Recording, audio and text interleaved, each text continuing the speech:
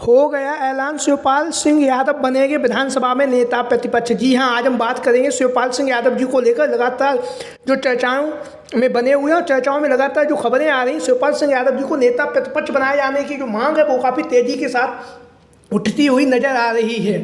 जैसा कि आप लोगों को पता है, लोकसभा का जो चुनाव है वो चुनाव संपन्न हो चुका है और इस लोकसभा के चुनाव में सपा मुखिया अखिलेश यादव जी ने एक बेहतरीन प्रदर्शन करके दिखाया जिसकी उम्मीद किसी ने भी नहीं की थी, क्योंकि सद्य नेताजी मुलायम सिंह यादव जी का भी जो रिकॉर्ड था वो इस बार अखिलेश यादव जी ने ध्वस्त किया। जो 35 सांसदों को जितवाने का सद्य नेताजी के पास जो रिकॉर्ड था उस रिकॉर्ड को ध्वस्त करते हुए सपा मुखिया अखिलेश यादव जी ने उत्तर प्रदेश में समाजवादी पार्टी को 37 सांसद जितवाकर अब स्वयं भी सदन में पहुंच चुके हैं। जैसा कि आप लोगों को पता है, इसके साथ ही साथ इंडिया गठबंधन को अखिलेश यादव जी ने उत्तर प्रदेश की 80 लोकसभा सीटों में से 43 लोकसभा सीटों पर विजयश्री दिलाने में अहम भूमिका निभाई है सपा मुखिया अखिलेश यादव जी ने। जहां पर भारतीय जनता पार्टी लगातार धर्म की राजनीति को बढ़ावा दे रही थी, वहीं पर सपा मुखिया अखिलेश यादव जी ने जातीय समीकरण को साधा पीडीए का नारा दिया। पीडीए के नारे के साथ ही साथ उत्तर प्रदेश में एनडीए का जो विजय रथ था अखिलेश यादव जी ने रोक दिया। हालांकि अखिलेश यादव जी ने चुनाव से पहले भी कहा था कि उत्तर प्रदेश में सबसे बड़ी पार्टी इस बार समाजवादी पार्टी बनकर उभरेगी, वैसा हुआ भी। समाजवादी पार्टी 37 सांसदों के साथ उत्तर प्रदेश में प्रथम स्थान पर है और उसके साथ ही साथ भारतीय जनता पार्टी अपने 33 सांसदों के साथ दूसरी पार्टी बनकर उत्तर प्रदेश में उभरी है। वहीं पर बात करेंगे इंडिया गठबंधन से, तो इंडिया गठबंधन की 43 लोकसभा सीटें हैं, वहीं पर एनडीए गठबंधन की 36 लोकसभा सीटों पर विजयश्री प्राप्त की है। उसके साथ ही साथ एक जो सीट है वो नगीना से चंद्रशेखर आजाद रावण ने जीती, उनकी अपनी एक पार्टी आजाद समाज पार्टी। तो अखिलेश यादव जी कन्नौज से सांसद बन चुके हैं। सांसद बनने के साथ ही साथ अब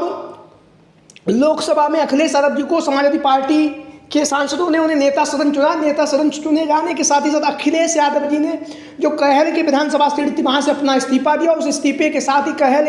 के इस्तीफे के साथ ही सपा मुखिया अखिलेश यादव जी के पास जो उत्तर प्रदेश में जो नेता प्रतिपक्ष का जो पद था वो पद भी अब समाप्त हो चुका है। जहाँ पर अब लगातार नए नेता प्रतिपक्ष को लेकर जो खबरें सामने आ रही हैं, लगातार समाजवादी पार्टी में चर्चाओं में बने हुए और लगातार जो जनता है, समाजवादी पार्टी को चाहने वाले जो लोग हैं, समाजवादी पार्टी के नेता कार्यकर्ता महिला नेत्रियां सभी के सभी सबसे ज़्यादा जो उम्मीद और भरोसा जता रहे हैं वो है शिवपाल सिंह यादव जी के नाम पर। शिवपाल सिंह यादव जी जैसा कि आप लोगों को पता है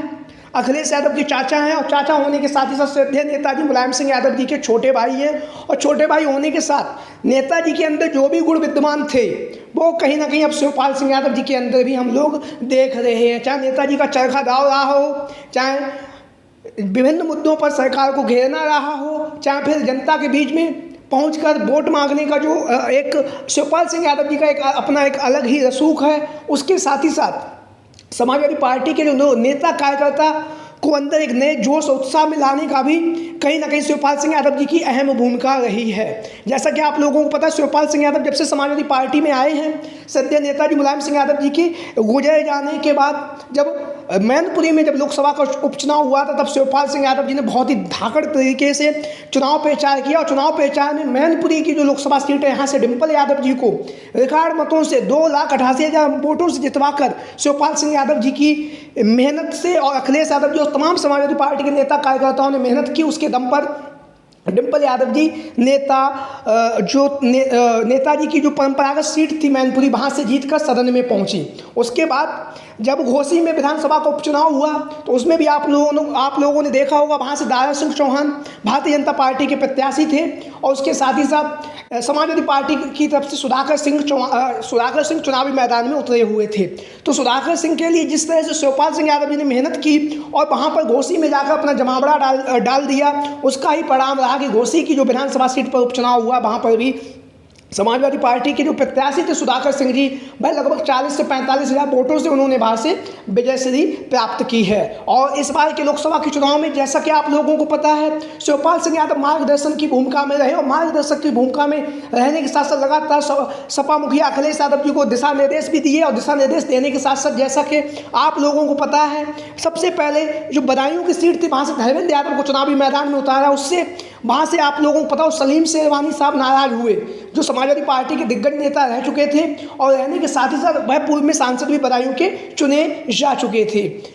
अब जब सलीम शेरवानी साहब नाराज हुए तो शिवपाल सिंह यादव जी ने उन्हें मनाने से पहले अखिलेश यादव जी को निर्देश दिया कि मुझे यहाँ से चुनावी मैदान में उतार दीजिए। अखिलेश यादव ने वैसा ही किया, शिवपाल सिंह यादव जी को बदायूं से चुनावी मैदान में उतारा। जैसे ही शिवपाल सिंह ने वहाँ से चुनाव प्रचार करना शुरू किया और जो भी समाजवादी पार्टी से जो भी नाराज नेता थे वो उन सबको एक मंच पर लाए, सबको मनाया। उसके साथ ही साथ अंतिम समय पर नामांकन के समय पर शिवपाल सिंह यादव जी ने एकदम अखिलेश यादव जी को निर्देश दिया और निर्देश देने के साथ अपना टिकट कटवाकर वहाँ से अपने पुत्र आदित्य यादव को चुनावी मैदान में उतार दिया। और कहीं ना कहीं शिवपाल सिंह यादव जी बहुत ही ज़बरदस्त दिमाग के नेता तो हैं ही, और दिमाग के नेता होने के साथ साथ लगातार जनता के जो मुद्दे हैं उन मुद्दों से भी छुए रहते हैं, और मुद्दों के साथ साथ जो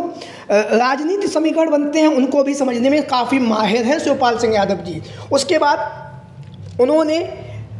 बदायूं में अपने पुत्र के लिए प्रचार किया, उसके बाद मैनपुरी में डिम्पल यादव जी के लिए प्रचार किया, इटावा में जो जितेंद्र दोहरे जी थे उनके लिए प्रचार किया। उसके साथ ही साथ लगातार समाजवादी पार्टी के तमाम दिग्गज नेताओं के लिए प्रचार किया। लेकिन अब जब नेता प्रतिपक्ष की जो कुर्सी है उसको लेकर लगातार शिवपाल सिंह यादव जी की मांग चल रही, क्योंकि शिवपाल सिंह यादव जी के पास राजनीतिक अनुभव है। राजनीतिक अनुभव होने के साथ साथ वह समाजवादी पार्टी के वरिष्ठ नेता हैं, दिग्गज नेता हैं। दिग्गज नेता होने के साथ लगातार उन्होंने समाजवादी पार्टी में जब से आए तब से समाजवादी पार्टी ने एक नए मुकाम पर पहुंचे, एक नया कीर्तिमान स्थापित किया है। और उसके साथ ही साथ शिवपाल सिंह यादव जी जो बेबाकी से और जो धुआंधार तरीके से सरकार पर हमलावर बोलते हैं, तो उसको लेकर लगातार समाजवादी पार्टी के नेता कार्यकर्ता शिवपाल सिंह यादव जी को नेता प्रतिपक्ष बनाए जाने की मांग कर रहे हैं। वहीं पर हम बात करें कि नेता प्रतिपक्ष के लिए जो अन्य दावेदार उनमें से राम अचल राजभर, जैसा कि आप लोगों को पता ही होगा, दिग्गज नेता हैं। उसके बाद